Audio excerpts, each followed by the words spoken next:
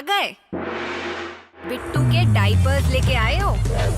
तुम्हारे फ्रेंड्स की cold drink? Ketchup तो तुम चाट चुके हो, शैम्पू और डिटर्जेंट भी कहा था। लाल मिर्च भी लाओ। बेटा, बीवी के ऑर्डर्स और ग्रोसरी शॉपिंग अवॉइड करना इतना आसान नहीं होता। डाउनलोड करो पेपर टैप ऐप, जहाँ मिलता है घर का सभी जरूरी सामान सिर्फ 2 घंटों में। समझे? Paper tap. एक समय था जब पेपर टैप इंडिया का 3rd biggest online grocery delivery service provider था। बट ऐसा क्या हुआ कि स्टार्टअप को स्टार्ट होने के 17 महीने बाद ही फाउंडर ने कुछ ऐसा अनाउंस करा जिससे कंपनी में काम करने वाले एम्प्लॉयज़ एंड इन्वेस्टर की नींद उड़ गई। और पेपर टैप ने ऐसे कौन से बिजनेस मॉडल को फॉलो किया था जिसके कारण कंपनी 1 साल के अंदर ही टॉप 3 में आ गया। Milind Sharma and Navneet Singh both are IIM graduates. उन्होंने नवंबर 2014 में गुड़गांव में पेपर टैप की शुरुआत किया। उनका एक सिंपल सा विजन था जो पूरे ग्रॉसरी इंडस्ट्री को बदल के रख देता। बट अफसोस ऐसा नहीं हुआ। आइडिया की शुरुआत मिसेस नवनीत से होती है जब उन्होंने नवनीत को ग्रॉसरी शॉपिंग में साथ चलने को बोलती हैं। बट नवनीत ऐसा चाहते थे कि कोई ग्रॉसरी आइटम्स उनके घर पहुंचा जाए, और वो ये सब आइडिया अपने ऑफिस कलीग्स मिलिंद को बताते हैं जो उन दिनों डिलीवरी लॉजिस्टिक में काम कर रहे थे।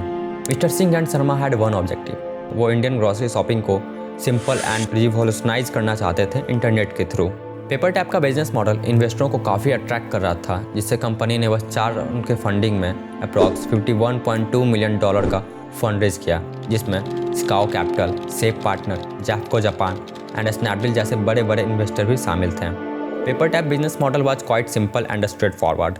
Basically PepperTap operated as an intermediate between local grocery store and households. इनका रोल बस इतना था कि वो कस्टमर से ऑर्डर लेते विया ऐप और वेबसाइट, फिर लोकल ग्रॉसरी स्टोर से प्रोडक्ट को पिक करके विद इन 2 आवर कस्टमर के घर डिलीवर करते हैं। दे operated on 100% inventory less model. इसका मतलब पेपर टैप के पास ना तो कोई प्रोडक्ट था और ना ही कोई स्टोरेज।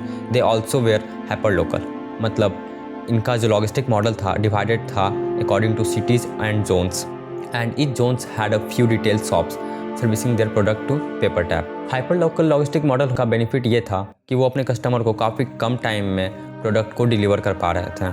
100% इन्वेंट्री लेस मॉडल होने से पेपर टैप अपने कस्टमर को काफ़ी तेज़ी से अट्रैक्ट कर रहा था, उन्हें high discount and free delivery service provide करवा के। इससे लोकल रिटेल शॉप में भी 30 to 40% का ग्रोथ हुआ था। अक्टूबर 2015 तक पेपर टैप 25 से भी ज़्यादा शहरों में अपने सर्विसेज दे रहा था और तकरीबन डेली के 20,000 ऑर्डर आ रहे थे। और उन दिनों पेपर टैप से अप्रॉक्स 2500 एम्प्लॉय जुड़े हुए थे। बट आखिर कब तक कंपनी लॉस में सर्विसेज प्रोवाइड करवा पाता? फरवरी 2016 पेपर टैप 10 शहरों में अपने सर्विसेज रोक दिया, जिसमें मुंबई, हैदराबाद एंड चेन्नई भी शामिल है, और साथ के साथ वो 400 से ज़्यादा एम्प्लॉय को फायर कर दिया। अप्रैल 2016 मिस्टर शर्मा ने अनाउंस करा कि वो अपने सर्विसेज को काफ़ी सारे सिटीज़ में बंद कर रहे हैं और काफ़ी एम्प्लॉय को फायर कर रहे हैं। ये न्यूज़ सबके लिए शॉकिंग था। If you are watching the video till now then please subscribe the channel and like the video. वैसे तो काफ़ी सारे रीज़न हैं पेपर टैप के कोलैप्स होने का, but they had 3 main reason. Number 1 hashtag expansion, number 2 weak technology, number 3 heavy discount. अब एक एक करके इन्हें थोड़ा डिस्कस करते हैं। The core reason for PepperTap failure is its hyper growth model. PepperTap initial days में बस दिल्ली में अपने सर्विसेज शुरू करा था, but within 1 year they scaled to 25 cities. Tier 1 city को छोड़ के टायर 2 एंड टायर 3 सिटी पर मूव करने का ये डिसीजन गलत साबित हुआ। The integration of their apps with their partner stores was not great. Shopkeepers को डेली एटलीस्ट 2 से 3 बार अपने स्टॉक को अपडेट करना पड़ता है ऐप में, और ये मैनुअली डेली करना पॉसिबल नहीं था नॉन टेकी सैवी शॉपकीपर्स के लिए।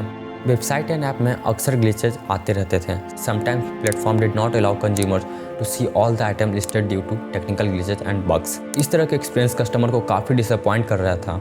Instead of addressing the issue at hand, PepperTap focused on adding new stores to the platform, heavy discount, cash burn and unsustainable business model. Most of the customer PepperTap को सिर्फ इसलिए use करते थे क्योंकि they offered as high as 50% and without any delivery charges. क्योंकि PepperTap 100% inventory less model पर based था, जिसके कारण वो सारे प्रोडक्ट को MRP पर ही बाई करता है स्टोर से। अब इसे थोड़ा एक एग्जाम्पल से समझते हैं। मान लेते हैं एक प्रोडक्ट है जिसका प्राइस 200 रुपीज़ है। पेपर टैप उस प्रोडक्ट को स्टोर से 200 रुपीज़ पे ही बाई करता है। अकॉर्डिंग टू बिजनेस मॉडल वो 20% कमीशन चार्ज करने का रखते हैं, बट वो स्टार्टिंग में कोई कमीशन चार्ज नहीं करते हैं, उसके बजाय वो 50% डिस्काउंट दे रहे हैं। सो प्रोडक्ट का जो फाइनल प्राइस आता है 100 रुपीज़। अगर डिलीवरी की बात करें तो 35% की डिलीवरी कॉस्ट रखते हैं, जो कि अराउंड 200 में से 70 रुपीज़ उनका डिलीवरी कॉस्ट हो जाता है। सो अगर नेट लॉस की बात करें तो अप्रॉक्स 130 रुपीज़ का लॉस था। और अगर वो डेली के 20,000 ऑर्डर आ रहे हैं तो उस हिसाब से कंपनी डेली के 26 लाख रुपए लॉस कर रहा है। नो इन्वेंट्री मॉडल होने से पेपर टैप को कभी ये पता ही नहीं चल पा रहा था शॉपकीपर्स कस्टमर को कैसे क्वालिटी दे रहे हैं। वैसे अगर इंडिया में देखा जाए तब लोग आज भी ट्रेडिशनल मेथड को ज़्यादा पसंद करते हैं, जैसे संडे या फिर ऑफिस से आने वक्त ग्रॉसरी आइटम्स को बाई करना। और ऐसा ही हुआ पेपर टैप के साथ। जब कंपनी ने डिस्काउंट देना बंद करा तब लोगों ने पेपर टैप का यूज़ करना बंद कर दिया। And tyre 2 and tyre 3 city में कोई भी 20% ज़्यादा कमीशन पे नहीं करना चाहता। सो कंपनी के पास काफ़ी कम लॉयल कस्टमर बचे थे और इससे फाउंडर को ये समझ में आ गया था कि वो इतने कम कस्टमर से वो कभी भी प्रॉफिट में नहीं आ सकते और कंपनी को सेल करने का फैसला लिया। आप लोगों ने इस फेल्ड स्टार्टअप से क्या लेसन लिया कमेंट सेक्शन में ज़रूर बताइएगा। तब तक के लिए बाय।